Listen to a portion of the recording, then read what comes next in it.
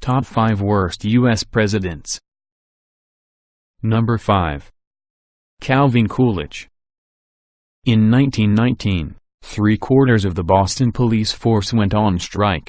Coolidge had observed the situation throughout the conflict, but had not yet intervened.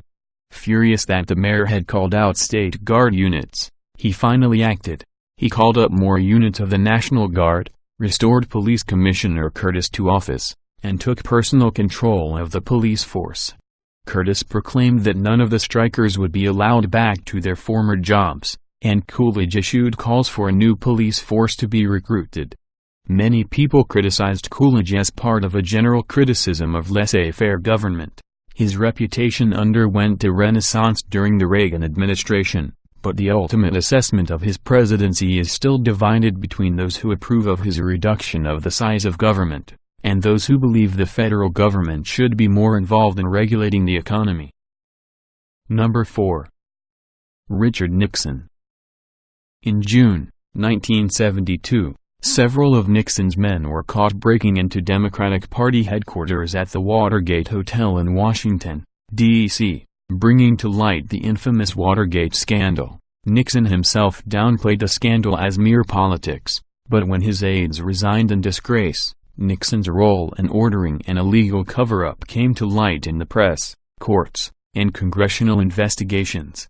Nixon owed back taxes, had accepted illicit campaign contributions, and had harassed opponents with executive agencies, wiretaps, and break-ins. In addition, he had ordered the secret bombing of Cambodia. Unlike the tape recordings by earlier presidents, his secret recordings of White House conversations were revealed and subpoenaed and showed details of his complicity in the cover-up. Nixon was named by the grand jury investigating Watergate as an unindicted co-conspirator in the Watergate scandal. In light of his loss of political support, and the near certainty of both his impeachment by the House of Representatives, and his probable conviction by the Senate, he resigned on August 9, 1974. After addressing the nation on television the previous evening. He never admitted to criminal wrongdoing, although he later conceded errors of judgment. Number 3. Zachary Taylor. The slavery issue dominated Taylor's short term. Although he owned slaves, he took a moderate stance on the territorial expansion of slavery, angering fellow Southerners. Taylor urged settlers in New Mexico and California to draft constitutions and apply for statehood, bypassing the territorial stage.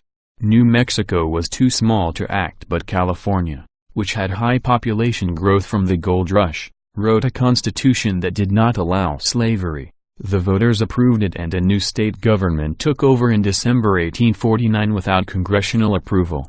Southerners were furious with Taylor and with California. Taylor held a stormy conference with Southern leaders who threatened secession. He told them that if necessary to enforce the laws, he personally would lead the army. Persons taken in rebellion against the Union, he would hang.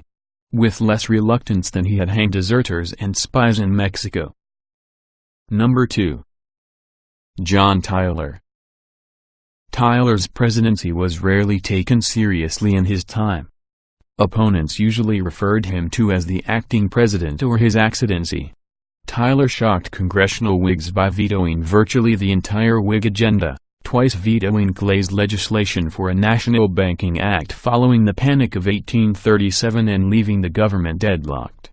Tyler was officially expelled from the Whig Party in 1841, a few months after taking office, and became known as the Man Without a Party. In 1843, after he vetoed a tariff bill, the House of Representatives considered the first impeachment resolution against a president in American history. A committee headed by former President John Quincy Adams concluded that Tyler had misused the veto, but the impeachment resolution did not pass. Number 1. Millard Fillmore.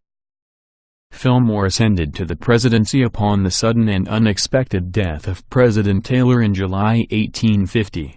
The change in leadership also signaled an abrupt political shift in the administration, as Fillmore removed Taylor's entire cabinet, replacing them with individuals known to be favorable to the compromise efforts. Fillmore signed into law the Fugitive Slave Act as a compromise between Southern slaveholding interests and Northern Free Soilers. The act sought to force the authorities in free states to return fugitive slaves to their masters.